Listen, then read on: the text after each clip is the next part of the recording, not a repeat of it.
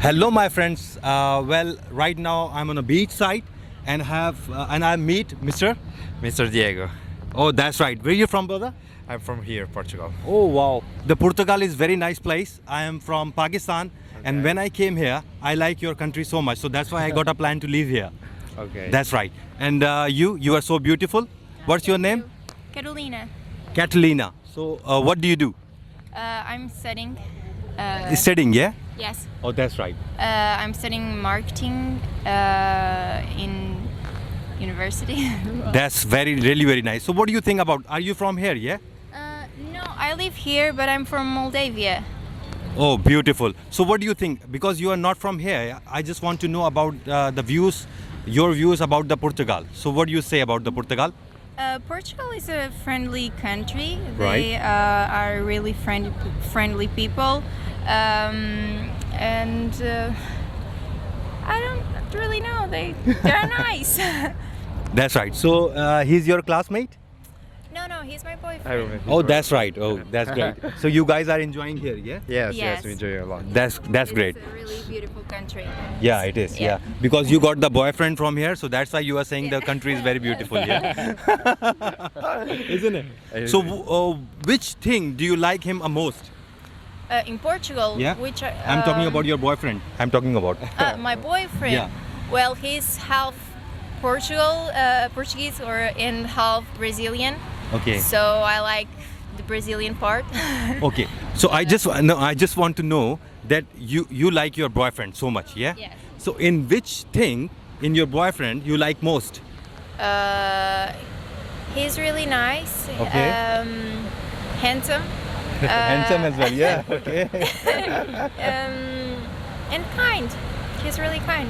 He's very He has a kind good- person, brother. he has a Yes. good Are heart. you? I am. Oh, I am. That's He great. has a good heart. That's great. And what do you think about her? I mean, which habits? She's beautiful. Yeah, she is. Yeah, that's She's right. Yeah. a charismatic person. Okay. She's everything that So I how want. long you know each other? Almost. We know each other 3 years, but we started dating almost 2 years ago. That's Yeah. right. That's right. So I wish you so many nice things for you. Okay. I wish you that you're gonna enjoy a lot. So last word, anything last word you want to say about my viewers? They subscribe and Yeah. give a like. Thank you. And you? Yeah, subscribe and have a nice day. Thank you. Thank you so much, guys. Thank you once again. Enjoy Portugal. Thank you ma'am, thank you, bye. Hello मेरे दोस्तों, उम्मीद है आप सब खैरियत से होंगे। मेरे दोस्त, एक बार फिर मैं अरसलान भाई को पकड़ के ले आया हूँ और बहुत सारे आप लोग ऐसे सवालात हैं जिनके आज इनसे जवाबात लूँगा। पहला सवाल मैं अरसलान भाई को से ये पूछूंगा कि अरसलान भाई मुझे ये बता दें, बहुत सारे लोग ये बोल रहे हैं कि यार हम जब पुर्तगाल आते हैं तो हमारा लिविंग एक्सपेंस कितना होगा, हमारा मंथली ख़र्चा कितना आएगा, कितने पैसे हम रख कर लाएँ जब तक हमारी जॉब ना मिले तो हम वो ख़र्चा कर सकें। जी वालेकुम सलाम, बहुत मेहरबानी, शुक्रिया शाह साहब। बिल्कुल पुर्तगाल के हवाले से पहले भी हमने वीडियो बनाई है और इंशाल्लाह नेक्स्ट भी बनाते रहेंगे। देखें ना, सिंगल बंदे के लिए जो नॉर्मल रेट चल रहा है वो रिहाइश पे डिपेंड करता है। नॉर्मल 120 से लेकर 150 तक है नॉर्मल फी बंदे के लिए। सही है। और फैमिली वालों के लिए 500-600 में फ़्लाइट मिल जाता है सिटी से बाहर, तो सिटी के अंदर थोड़ा सा एक्सपेंसिव है ये सिलसिला कार तो है। आपका कहने का मतलब ये है कि जो बंदा नया आ रहा है जी, तो उसको 150 यूरो से 120 यूरो से लेकर 150 के साथ 150 में एक बंदे की रिहाइश हो सकती है। जी, जी, तो sharing। रिहाइश कैसी होगी, क्या वो हॉस्टल होगा, क्या वो फ्लैट होगा, उसके बारे में बताइए। जी, वो शेयरिंग में इधर 4-5 लड़के इकट्ठे होकर एक फ्लैट वगैरह खरीद लेते हैं और उसको डिवाइड कर लेते हैं। ये डिवाइडेशन पर जो रिहाइश होगी वो 120 अच्छा, से 150। और इसमें एक किचन होगा, वॉशिंग मशीन होगी, ये सारी 2-4 जी चीजें जी होंगी। बिल्कुल राइट, ये नॉर्मल सा जो है बिल्कुल रिहायशी सिस्टम ठीक है। होगा। अगर एक बंदा 4 बच्चों के साथ यहाँ पर आ रहा है तो उसको कितने पैसे भी बताइएगा, कितने रख के लेके आने और उसका खर्चा यहाँ कितना होना है महीने का? जी बिल्कुल, नॉर्मली ये देखें ना 600-700 में फ्लाइट मिल रहा है इधर ना, जो 2 बेडरूम वाला है जिसे T2 कहते ठीक हैं। 2 बच्चे हों साथ में या 3 भी हों तो वो चल जाता है। तो वो आप अंदाज़ा लगा लें कि 800 से 1000 के बीच में तो उसका और भी हो जाएगा। ठीक है। बिजली का बिल भी आता है, किराया वगैरह। ये तो हम जस्ट नॉर्मल वो रेंट का बता रहे ठीक है। हैं। तो प्लस बाहर उसने खाना भी है, रहना भी है काम से, तो मेरे ख्याल में मिनिमम 8-10 हज़ार यूरो हूँ तो बंदे को स्टैंड लेना चाहिए आजकल मतलब फैमिली वाले को। 8-10 हज़ार यूरो होने चाहिए कम से कम। जी जी मिनिमम। ठीक है। अभी तो मैंने ये भी बात देखी, सॉरी ये टॉपिक से हट रहा हूँ, कि आपने एक फैमिली की कराची से आई हुई थी, उसके पास कोई पैसे नहीं थे लेकिन आपने उसका भी काम करवा दिया। जी, माशाल्लाह। उसके बारे में भी थोड़ा सा बता दें, फिर अगले सवाल की तरफ चलता जी हूँ। देखें ना, ये तो मेरे अल्लाह का करम है कि हमें थोड़ी सी मालूमात है। वो असल में इधर गवर्नमेंट जो रिहाइश देती है उस हवाले से था, ठीक तो है। उन्हें गवर्नमेंट की रिहाइश मिलेगी। गवर्नमेंट ने मुख्तलिफ हॉस्टल खरीदे हुए हैं, मैंने पहले भी बताया था, और सिटी के बाहर उनके फ्लैट्स हैं। तो वो देते हैं, तो वो फ्री में है इंशाल्लाह फैमिलीज के लिए। इस फैमिली के बारे में मैं आपको बताऊं कि मेरे प्यारे भाई इन्होंने मुझे उनकी रिकॉर्डिंग वॉइस भी सुनाई। ये फैमिली जो है वो डिसार्ड हो चुकी थी और वापस पाकिस्तान जा रही थी। बेसिकली ये लोग कराची से हैं, 3 बच्चे थे इनके, अभी देखे हमने, अभी वो हमें मिले भी थे यहाँ पे, तो वो बहुत दुआएं भी दे रहे थे इनको। 3 बच्चे थे, पैसे खत्म हो गए थे, वो वापस जा रहे थे, लेकिन इन्होंने उनको रिहाइश फ्री में करवा के दी और वो भी सरकार की। ये एक बहुत बड़ी चीज़ है माशाल्लाह। जी अरसलान भाई, अपने दूसरे सवाल की तरफ चलते हैं। बहुत सारे जो मेरे सब्सक्राइबर हैं, मेरे यूट्यूबर्स के जो मेरे फैमिली मेम्बर हैं, वो ये पूछ रहे हैं कि अरसलान भाई ये बताएं आजकल क्योंकि इलेक्शन भी करीब है, पहला कार्ड कितने दिन में आ रहा है?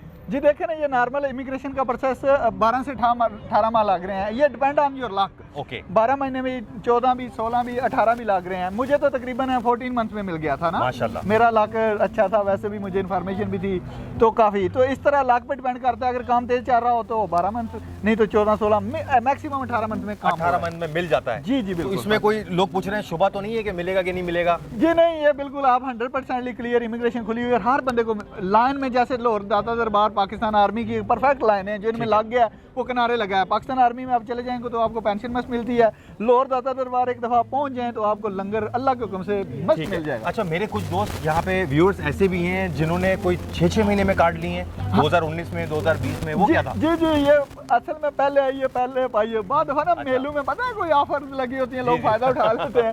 जैसे पहले दौर में इंग्लैंड में फ्री एंट्री थी, एक दौर था, जर्मनी में फ्री एंट्री थी, हमारे तीसरी नस्ल चल रही है हमारे पाकिस्तानी इंडियन की। ऐसे ही इधर भी एक वक्त ऐसा हुआ, इनको लोगों को जरूरत थी, 3 मंथ में इधर मिले हैं कार्ड ना 2018 में, क्योंकि 15 से 18 तक इमिग्रेशन रुक गई थी। जैसे इमिग्रेशन खुली है उन्होंने पेपर बांटे हैं। ठीक है जी, वो दाता दरबार लाहौर, फिर मैं वही एग्जांपल, वो कोई किसी का बहुत बड़ा लक चल जाए, वो दाता दरबार में 10 देके ऑर्डर कर देता है, बंदे वो मिनट में क्लियर होते हैं। फिर वो होता है लंगर लेने वाले जो लाइन में लगे थे।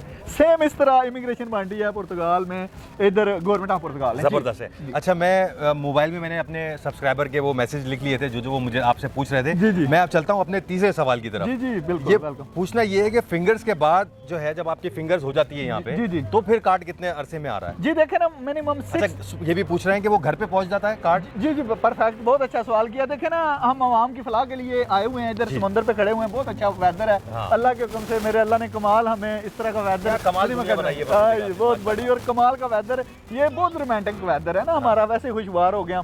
देखिए, रेजिडेंस कार्ड फिंगर देने के बाद 6 डेज से लेकर 90 डेज के अंदर आता है। आपकी पत्ते पे, घर के ड्रेस पे आता है, जिसे जुंता बोलते हैं। मेरा 6 डेज में आया था। ठीक है।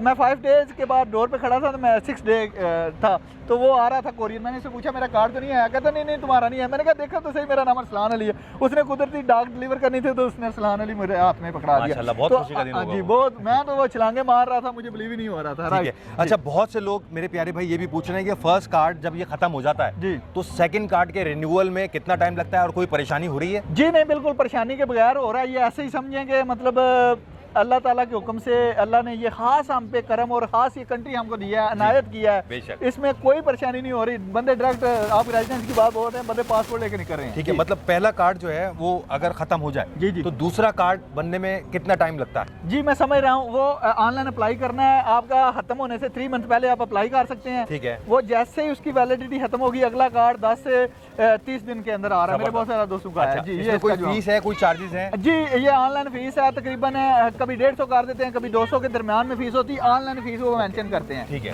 तो ये नॉर्मल फीस है। जैसे कार्ड की प्रिंट किया मैंने 240 दी थी ना, ठीक है। तो सेम इसी तरह की सैनिक कार्ड की थोड़ी कम फीस। इसमें भी कोई आपको वो दिखाना पड़ता है आपको, जो अभी ये कॉन्ट्रैक्ट लगाते हैं लोग पहले कार्ड में, तो दूसरे कार्ड में भी आपको कॉन्ट्रैक्टों की जरूरत होती है? जी देखें ना, ये कॉन्ट्रैक्ट वैसे तो काम के ही, हमारा वर्क परमिट जो है अभी काम के बेस पे, आपके टैक्सेस और कॉन्ट्रैक्ट आपके पास होना चाहिए। यही आपकी बेनिफिट है आपकी रेजिडेंस के लिए। जी ठीक है। अच्छा, पूछना ये था कि छठा सवाल मेरा ये है कि पासपोर्ट कब अप्लाई कर सकते हैं? क्योंकि मेरे पास यहाँ मेरे यूट्यूब सब्सक्राइबर कुछ ऐसे भी हैं, वो कह रहे हैं यार हमें तो 7 साल हो गए यहाँ, हमें अभी तक पासपोर्ट नहीं मिला। तो इसके बारे में बताएं, क्या सच्चाई है? कुछ पेपरों में उनके मसला आया है जिसकी वजह से? जी जी, वो असल में पता क्या है, ये लोग ना, कुछ लोग झूठ बोलते हैं, कुछ मिस है, वो जो जिग-जैग रास्ते पे चले होते हैं। जिस दिन आपका फर्स्ट रेजिडेंस कार्ड फिंगर हो जाए, कार्ड बेशक 90 डेज पे आए, फर्स्ट जिस दिन फिंगर हो जाने उस दिन से लेकर 5 साल आपने काउंट कर लेने हैं। ओके। अगर आप ठीक रास्ते पे चलते रहे, वो कहते हैं कि अगर ये ज़रूरी नहीं कि आप कितनी स्पीड से चलते हैं, आप चलते रहे तो मंजिल पे ज़रूर पहुंच जाएंगे। सेम इसी तरह ही अगर आप 5 साल रेगुलरली फॉलो करते रहे तो जिस दिन 5 साल क्लियर हो जाएंगे उसी दिन आप पासपोर्ट अप्लाई कर सकते हैं। और ये 3 महीने में आ रहा है। अच्छा, 3 महीने में आ जाता है। ये इटली स्पेन की तरह नहीं है कि 4 साल इंक्वायरी चाह रही, नहीं। मेरे बहुत से दोस्तों को 3 महीने में मिला, 3 महीने, 3.5, 4 महीने में जो लंदन शिफ्ट हुए हैं, बहुत ज़्यादा। मैं चश्मदीद हुआ हूँ और इसी जगह मैंने लोगों को अलविदा किया है जब वो लंदन जा रहे थे। जी। अच्छा मेरे दोस्तों, मेरे व्यूअर्स, मैं आप लोगों को एक बात और बताऊं कि आज जब मेरी अरसलान भाई से बात हुई तो उन्होंने मुझे एक बात बोली कि ज़ाहिर है आप YouTube में मौजूद हो तो बहुत सारे मेरे प्यारे भाई आपको ऐसे भी कांटेक्ट करेंगे कि यार हम स्पेन में, फ्रांस में, इटली में यहाँ बैठे हैं, हमारी फाइलें लॉक कर दो। तो इन्होंने मुझे मशवरा दिया कि तुम उनकी मदद अल्लाह के वास्ते कर तो ज़रूर सकते हो, लेकिन ये बात याद रखना कि अगर तुमसे ये गलती हो गई कि तुमने कॉन्ट्रैक्ट उनका जो है वो किसी ऐसे बंदे का लगा दिया जो कि ब्लैक लिस्ट था, तो तुम यकीन करो कि इसका गुना इतना तुम्हारे सर पे पड़ेगा कि वो बंदा वहाँ बेचारा तैयारी में बैठा होगा कि 18 महीने 15 महीने गुजर चुके हैं, अब मेरा कार्ड का टाइम आ गया, लेकिन उसको कार्ड नहीं मिलेगा क्योंकि वो ब्लैक लिस्टेड होगा। उसके बारे में ज़रा बताएं। अभी आपने मुझसे कहा था कि एक जो लोग कॉन्ट्रैक्ट देते हैं वो गवर्नमेंट से कुछ पैसा उधार, बल्कि 1.5 लाख यूरो बता रहे थे आप। जी जी, 2.5 लाख यूरो है परफेक्ट। उस बंदे का नाम हम इधर ऑन एयर शो नहीं कर सकते, वो ब्लैक लिस्ट बंदा हुआ है, भागा हुआ है। इंटरपोल उसकी तलाश में है, 2-3 छापे भी मैंने देखे हैं। उसने कॉन्ट्रैक्ट भी दिए हुए थे। हाँ, असल में उसने किया यही है कि लोगों को कंट्रैक्ट सेल करके आगे गवर्नमेंट को टैक्स नहीं पे किए, वो टैक्स या बर्डन बन गया, वो तो फ्लाई कर गया है। नीचे से जो लोग फ्रांस, जर्मनी, स्पेन में जिन लोगों ने कंट्रैक्ट किए हुए थे वो दिल्ली और दिमागी तौर पर मरीज बन गए हैं, क्योंकि कुछ लोगों के पीछे बच्चे इंतजार कर रहे थे, वालिदैन इंतजार कर रहे थे। 10-10 साल से लोग France, Germany, Spain, Denmark, Norway, Sweden, Australia, Luxembourg, पता नहीं किस किस कंट्री में फंसे हुए हैं। तो इस उम्मीद पे उन्होंने उससे कंट्रैक्ट लगाया था कि ये अल्लाह का बंदा हमें वो लगाएगा किसी मंजिल पे, किसी किनारे पे, लेकिन उन्हें मंजिल नहीं मिल सकी। अफसोस। देखिए मेरे दोस्तों, मैं आप लोगों को एक बात बताऊं, मेरी वीडियो जितनी पूरी दुनिया में, मुझे पूरी दुनिया से मैसेज आते हैं, जहां जहां आप लोग बैठ के देख रहे हैं स्पेशली यूरोप में, और आप सोचते हैं कि आपका कोई जानने वाला यहाँ आपकी फ़ाइल लॉक कर देगा,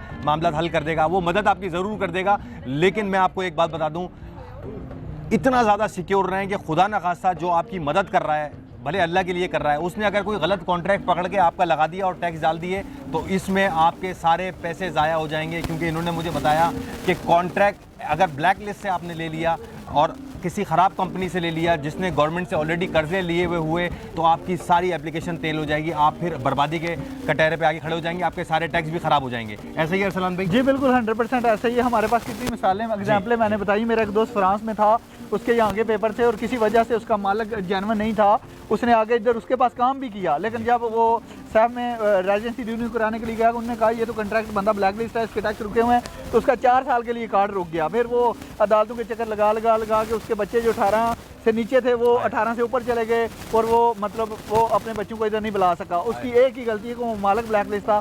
सो बचें और अल्लाह से, और हमारी ये यार जो भी सुन रहे हैं प्लीज़, मतलब ये जेंटू के चक्कर से और जो ब्लैक लिस्ट लोग हैं, आप भी प्लीज़ लोगों से जुल्म ना करें, क्योंकि ये इंसानों की ज़िंदगी का मसला है। तो प्लीज़ सीधे सिरात मुस्तकीम पे आ जाए। सही बात है। और अगर कोई आप किसी की मदद ले भी रहे हैं तो उसको पाबंद करें जी कि भाई खुदारा कंपनी भले थोड़े पैसे ज़्यादा दे दें, मगर ये सोच लें कि कंपनी जो जिस कंपनी के ऊपर आप टैक्स दोगे, जिस कंपनी का कॉन्ट्रैक्ट होगा, वो कंपनी एक नंबर होनी चाहिए, वरना आप लोग परेशानी और प्रॉब्लम के दायरे में आ जाओगे। खुदा के लिए मेरा आपको ये मशवरा है। अरसलान भाई ठीक कह रहा हूँ? जी, ये कॉन्ट्रैक्ट लगाना ऐसे ही है।